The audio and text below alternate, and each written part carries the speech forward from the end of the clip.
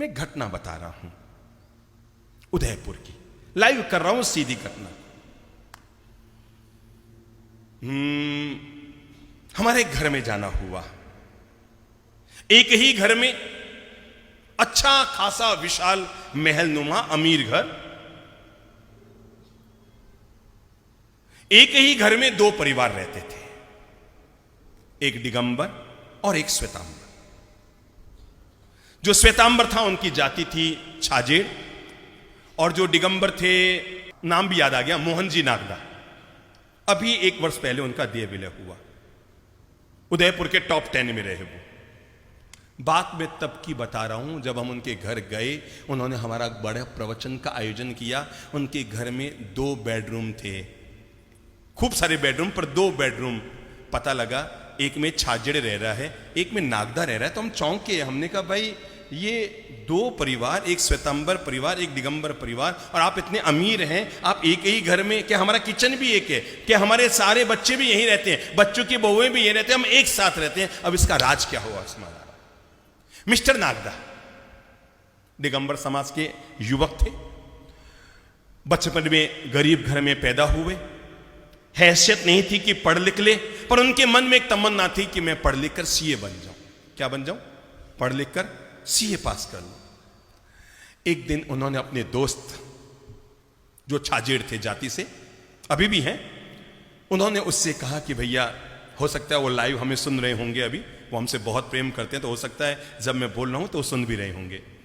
तो उन्होंने अपने दोस्त से कहा भैया मुझे पता है तेरी हैसियत नहीं है, तू भी मेरी तरह है, पर पता नहीं मेरे मन में बार बार आता है मैं सीए पढ़ लूं, मैं सीए पढ़ लूं, पर मेरे पास किताबें खरीदने के पैसे नहीं है। जिंदगी में वक्त तो किसी का भी ऊंचा नीचा होता है ना, और अपन सब लोगों ने सारे तरह के वक्त देखे हैं जिंदगी में, अपन सब लोगों ने सारे तरह के वक्त देखे हैं जिंदगी में।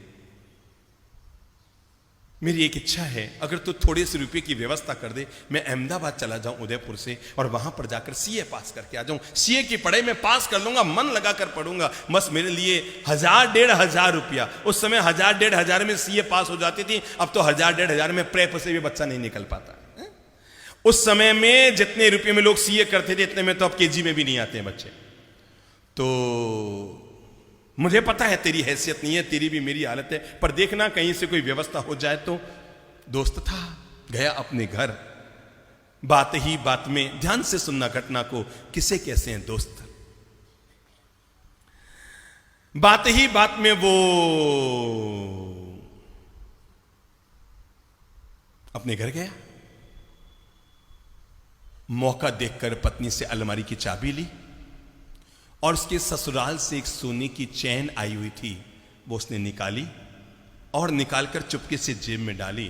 शाम को घर से बाहर निकला और ले जाकर मिस्टर नागदा को वो सोने की चैन जो उसके ससुराल से आई थी वो पकड़ा थी।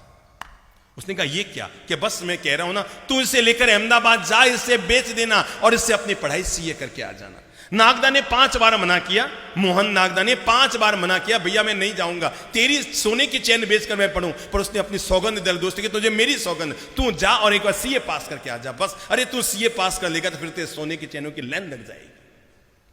सोने की चैन बेच दी गई। वो नागदा अहमदाबाद चला गया पढ़ाई करने के लिए, किताबें खरीदी उस रुपये से, फीस भरी उस रुपये से। इधर वो अहमदाबाद चला गया। कुछ दिन बीते, पत्नी ने किसी काम के लिए अलमारी खोली होगी। जिनके घर में बहुत सारे गहने होते हैं उनको तो पता नहीं लगता, 1-2 गहना इधर उधर हो गया। अब जिनके घर में केवल 2 ही सोने की चैन, एक पति की और एक पत्नी की, और केवल एक ही अंगूठी पियर से आई, उसके अलावा कुछ हो ही नहीं, तो 2 मिनट में ताला खोलती है, पता लग जाता है चैन कहां गई। तो उन्होंने पहले देखा अलमारी में, चैन गायब, चैन कहां गई, चैन कहां गई। उन्होंने अपने पति से कहा भाई मेरी मम्मी की दी हुई चैन थी ना, वो आपके कहां गई वो चैन। पति ने पहले तो 2 मिनट किया, पर उसे लगा कि सच बताना ठीक है, नहीं तो और बात गलत हो जाएगी। उसने कहा मुझे माफ़ कर देना, मेरा दोस्त है ना मोहन, मैंने उसके पढ़ाई के लिए ये सीए पास करने का उसका मन हो गया, मैंने वो चैन बेच दी। पत्नी ने झट से अपने गले की चैन निकाली और निकाल कर कहा ये भी ले जाओ और अपने दोस्त को दे देना, उसको पढ़ा लिखा कर तैयार करो। कोई फर्क नहीं पड़ता है मैं सोने की चैन पहनूं या ना पहनूं, कोई फर्क नहीं पड़ता है, ये चैन भी उसको दे देना। पत्नी ने चैन दे दी, पति ने वो भी ले ली, उसके भी रुपये बुना कर अहमदाबाद भेज दिए। घटना में आगे बताता हूं किसे कहते हैं कृष्ण और सुदामा की कलयुग की दोस्ती। सर्तिया उनके बच्चे मेरी बात अभी सुन रहे हैं जो मैं बोल रहा हूं, पर मैं बता रहा हूं फिर भी, कृष्ण और सुदामा की दोस्ती किसे कहते हैं। ये उदयपुर का नामजद परिवार की घटना मैं बता रहा हूं। और तब वो सीए पास करके व्यक्ति उदयपुर आ गया, बढ़ता गया, बढ़ता गया, बढ़ता गया, बढ़ता गया। कई कई बड़ी बड़ी कंपनियां उसकी खुल गई, कई कई कंपनियों की एजेंसियां उसके हाथ लगी, कई बड़ी बड़ी कारों की एजेंसियां उसके हाथ लगी। बढ़ते बढ़ते वो उदयपुर के टॉप 10 में पहुंच गया।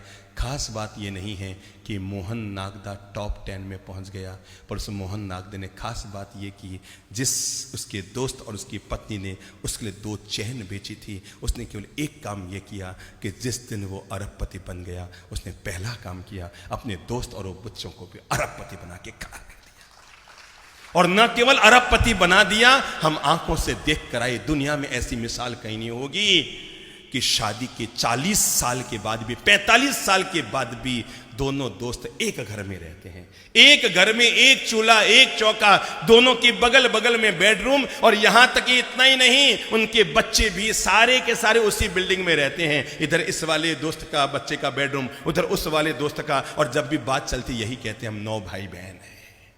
क्या कहते हैं? हम 9 भाई बहन हैं। और जब हम उनके घर गए ना, तो उनका जो कार्यक्रम, उन्होंने भी ऐसा बड़ा कार्यक्रम किया, अमीर परिवार था, तो उनका जो कार्ड छपा हुआ था, उस मोहन नागदा में हमारे कार्यक्रम के कार्ड में अपने दोस्त का नाम ऊपर डाला था, खुद का नाम नीचे डाला था। और जब हम घर पर गए और उनकी दोस्ती की सारी बातें सुनी, तो हमारे मन में आया, इसे कहते हैं दोस्ती की मिसाल।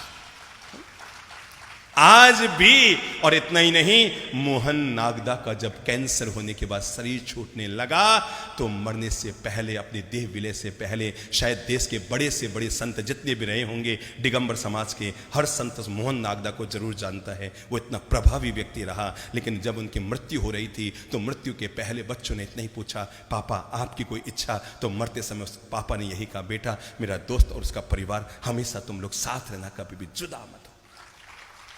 अगर मेरी अंतिम इच्छा पूछना चाहते हो तो कभी भी जुदा मत होना। हाँ मेरे भाई, इसे कहते हैं, क्या कहते हैं? दोस्त। और अगर ऐसे दोस्त जिंदगी में मिल जाए ना, जो वक्त और बेवक्त, बुरे वक्त में और अच्छे वक्त में, ये मोबाइलों के दोस्त हो रहे हैं ना, मच्छरों की तरह इकट्ठे, इनके इकट्ठे करने का कोई मतलब नहीं है। जो मोबाइल, फेसबुक और व्हाट्सएप से दोस्त इकट्ठे किए जा रहे हैं, हम पहचान बढ़ाए जा रहे हैं, इन पहचानों का कोई मतलब नहीं है। जिंदगी जियो ऐसों के साथ जिनके साथ जीवन जीने का आनंद आ जाए। और हाँ,